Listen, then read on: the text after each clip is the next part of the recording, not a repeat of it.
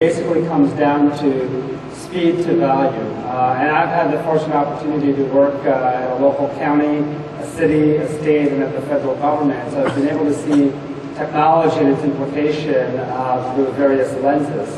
When we think of cloud, right, at the end of the day, it comes down to what is the business value? Or why would you want to move to cloud platforms, whether they're at the application level or at the infrastructure level?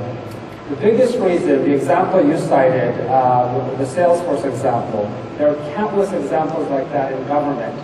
So on the negative side, one of my biggest observations, even at the county level, was that the amount of time it was taking and the approaches when it comes to technology, everybody tried to boil the ocean.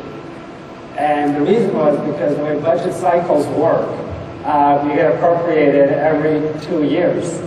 So all of a sudden, everybody wants to boil the ocean and create this massive solution. Yet you look at the history of IT, especially ERP systems.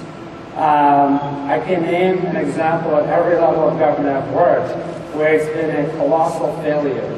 Years of attempted implementation, and in some cases, zero value, but in many cases, you get 10% of what you really paid for, and you've got to wait 3 to 4 years. The beauty is the ability to be able to get value day number one.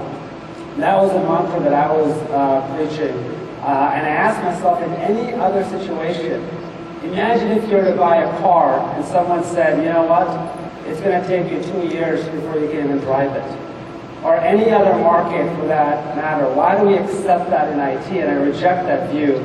That is why I believe the ability to actually drive productivity, leverage the power of information technology to drive innovation. We as buyers must demand it on day number one. Otherwise, the market will never respond. So let me talk a little more about the security in the cloud in general, just really to add another dimension. You also have to take into account organizations that are global in nature. And data flows. And the reason that's really, really important, from a U.S. government perspective, there isn't really a single agency that's not global in nature. Whether you're talking about USDA or Department of Defense or State Department. And one of the unanswered questions right now that I think policymakers, whether it's daily cruise in the European Union or in Washington that we're all working through, is where does the data live and what rules and laws apply to that data in terms of the data sovereignty?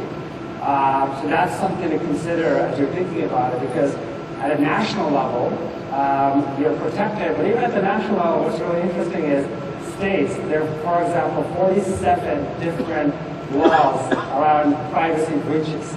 There's sort of a patchwork at a national level. Now imagine scaling that globally. So it's something to consider. Back to your question around democratizing data and some of the challenges that I had to deal with there. I think they're very real, and every organization faces them. So it's one thing, for example, to release healthcare data at the state level. It's another thing to release healthcare data at the zip code level, because in the rural parts of the country, you can easily identify an individual just given sort of the statistical probability and the ability to be able to zero in on specific folks. I think as an IT industry, we're probably going through one of the biggest inflection points when it comes to privacy.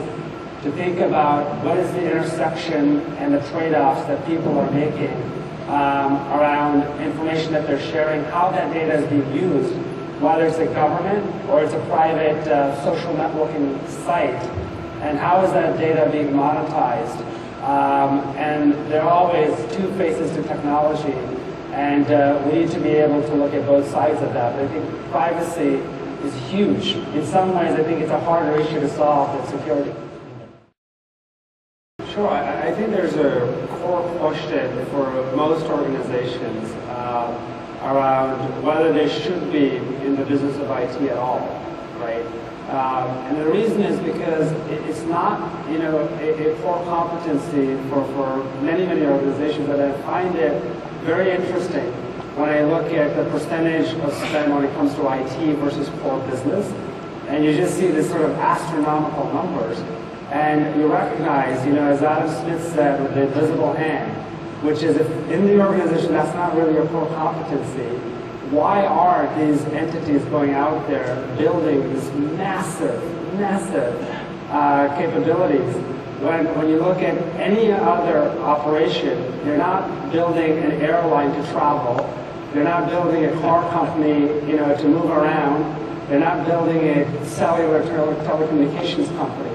So it's going to be very interesting to see, as organizations look out 5, 10, 15 years in terms of their IT strategy, to ask themselves, what is the core sort of mission that they absolutely need and needs to be part of their IT assets versus what can they literally get rid of and fundamentally remake how these organizations look like.